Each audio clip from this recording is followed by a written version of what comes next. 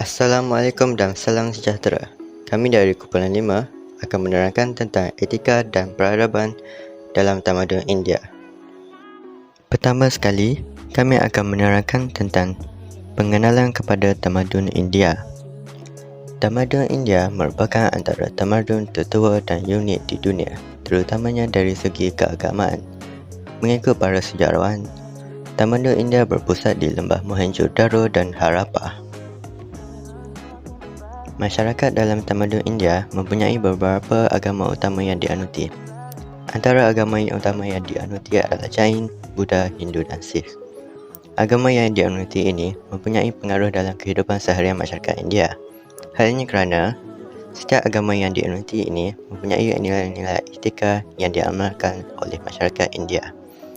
Walau bagaimanapun, kebanyakan prinsip dan etika dalam masyarakat India adalah diambil dari konsep yang sama, iaitu Dharma, yang membawa maksud hukum alam semesta. Seterusnya, kita beralih kepada etika di dalam citra semesta masyarakat India. Pertamanya, terdapat dua elemen penting dalam masyarakat India, iaitu nilai-nilai manusia, iaitu nilai moral, rohani, etika dan nilai holism, iaitu kesatuan dan perpaduan masyarakat. Budaya dalam tamadun India banyak mengajar nilai-nilai kehidupan melalui latihan dan pengalaman. Terdapat beberapa kitab yang menjadi sumber rujukan dalam masyarakat tamadun India. Kitab yang pertama ialah Kitab Veda. Kitab Veda merupakan kitab suci yang utama dan tertua dalam agama Hindu. Kitab ini menerangkan konsep Dharma yang merupakan tunjang utama dalam tamadun India. Oleh kerana itu, Kitab Veda mempunyai kuasa yang tertinggi berbanding kitab atau bahan rujukan lain. Kitab Veda juga ditulis dalam bahasa Sanskrit. Perkataan Veda berasal dari perkataan Vid, iaitu pengetahuan. Dan kitab ini terdiri daripada beberapa jenis, iaitu Rig Veda, Yajur Veda, Sama Veda dan Atharva Veda. Kitab yang seterusnya ialah Kitab Bhagavad Gita. Kitab ini menceritakan dialog antara Krishna dan anak muridnya, Arjuna. Kitab ini mengandungi 700 ayat-ayat suci yang menceritakan kisah epik Mahabharata yang memberikan panduan terhadap keinsafan diri. Bhagavad Gita juga dikenali sebagai permata kebijaksanaan rohani masyarakat India. Ayat-ayat dalam kitab ini menyumbang kepada peningkatan refleksi diri, mempunyai intuitif yang lebih baik dan memperluas perkembangan diri. Kitab yang ketiga ialah Kitab Manusmriti. Kitab ini adalah satu teks undang-undang yang paling awal dan berwibawa yang dikenali sebagai Undang-Undang Manu. Kitab ini menyentuh aspek kehidupan seperti perkahwinan, kewajipan lelaki dan wanita dalam strata masyarakat dan juga upacara penebusan dosa kerana melanggar kod tata laku. Selain itu, terdapat juga Kitab Ramayana yang dijadikan rujukan dalam tamadun India.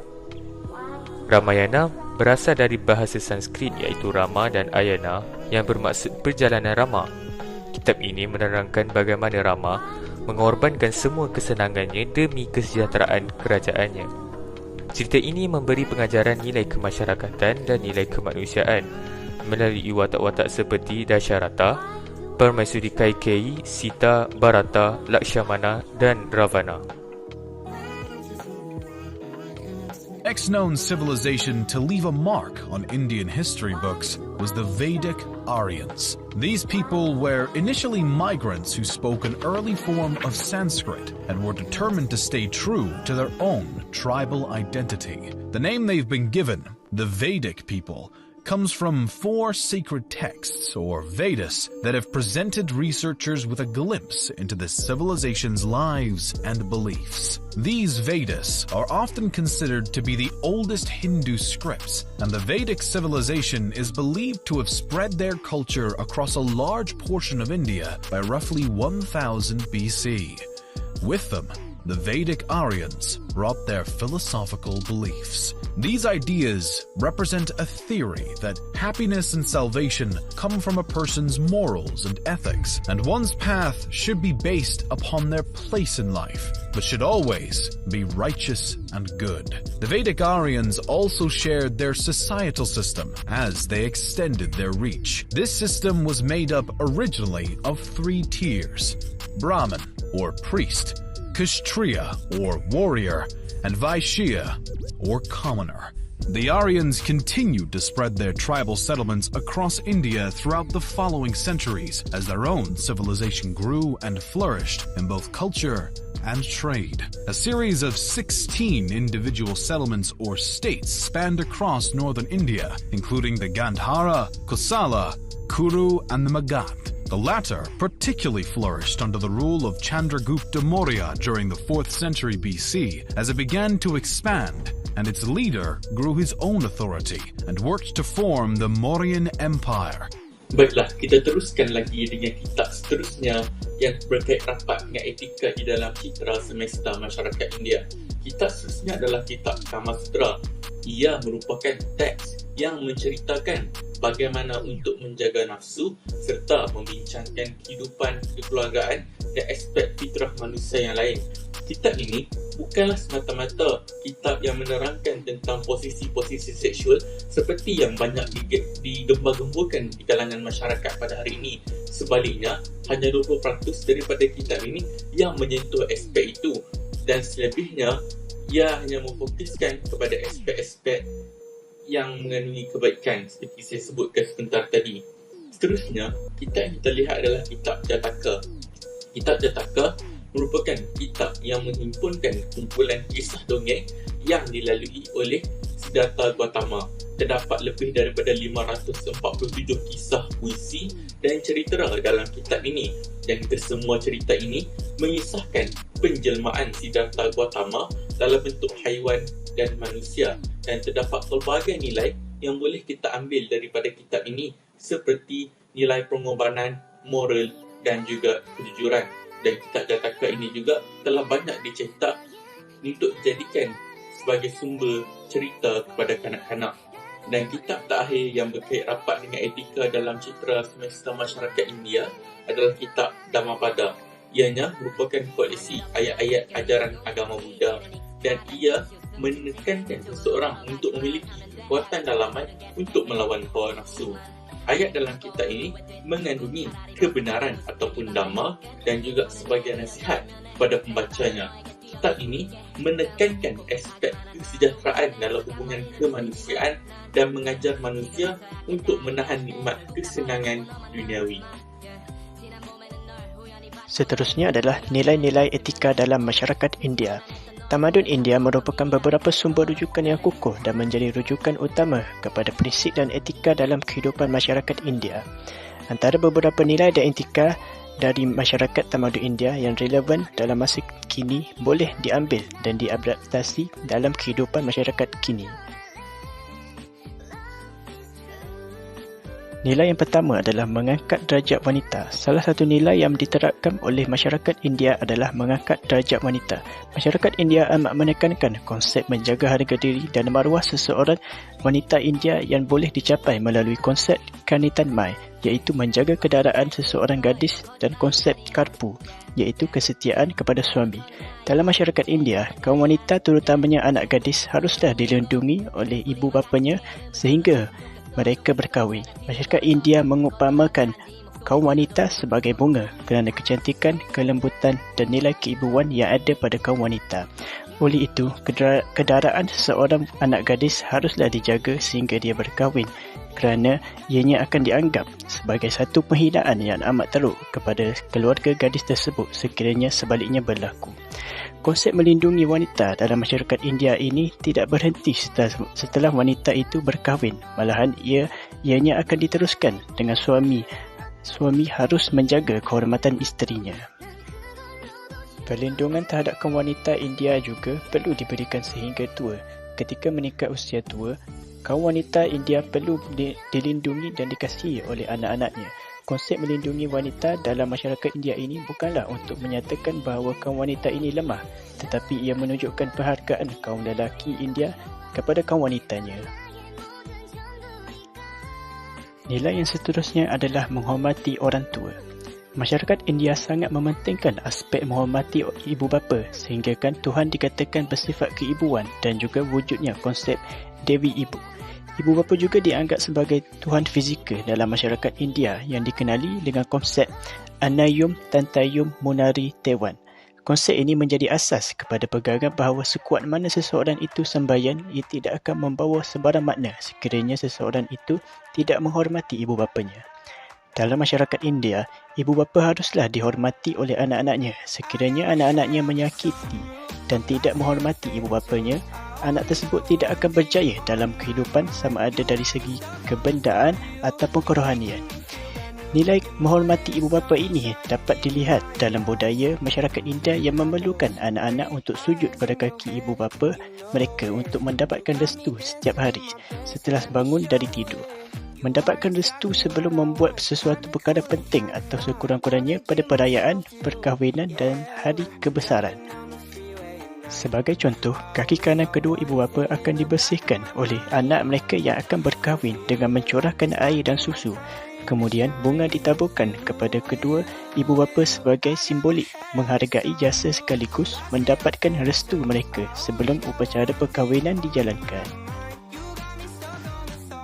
Seterusnya adalah meraihkan tetamu.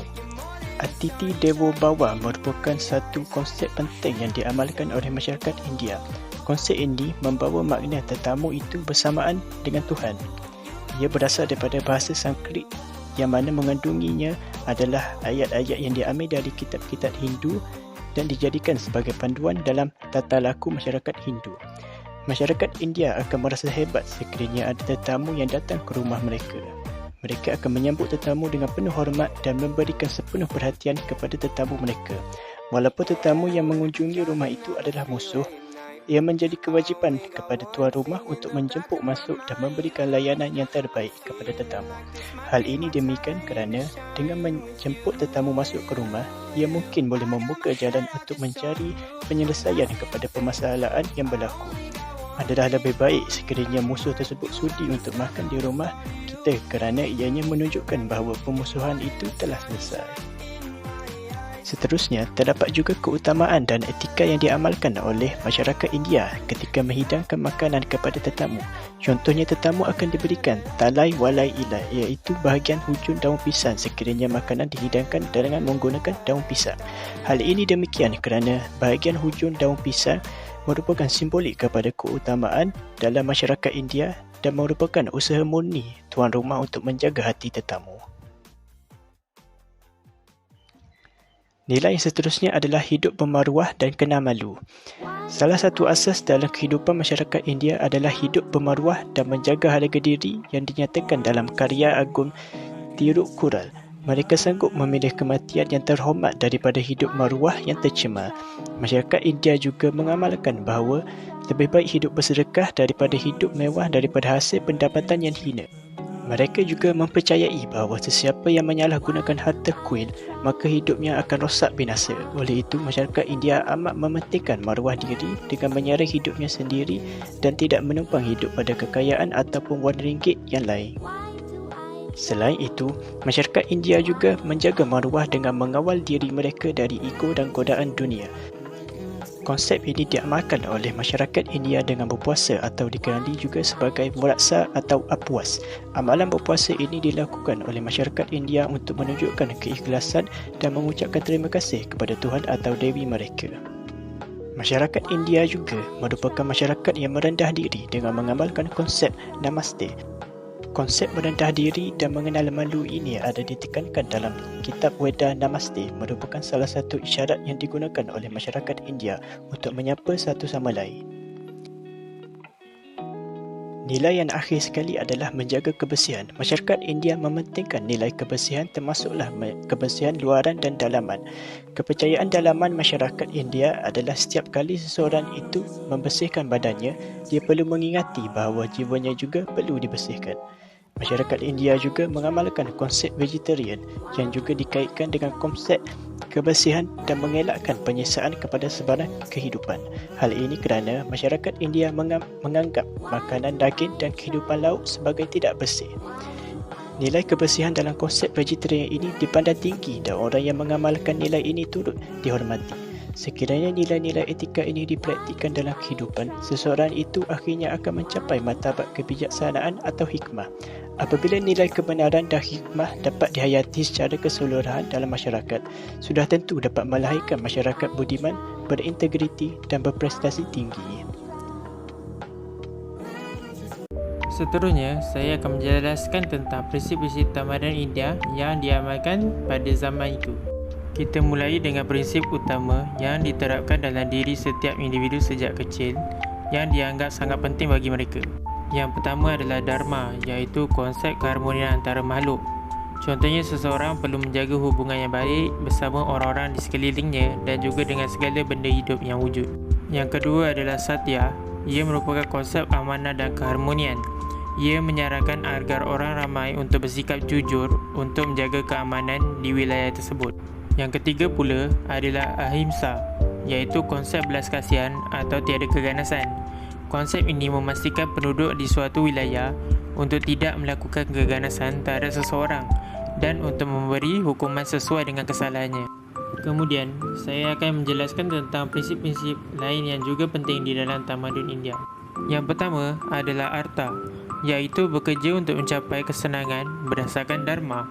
Dengan ini, masyarakat mereka perlu bekerja bersungguh-sungguh untuk memperolehi harta tetapi tetap perlu menjaga hubungan mereka dengan masyarakat lain dan juga makhluk yang lain selain manusia. Yang kedua merupakan Kama, iaitu menyayangi harta benda tetapi tetap perlu melakukan kebaikan seperti membantu orang-orang yang susah di dalam masyarakat mereka.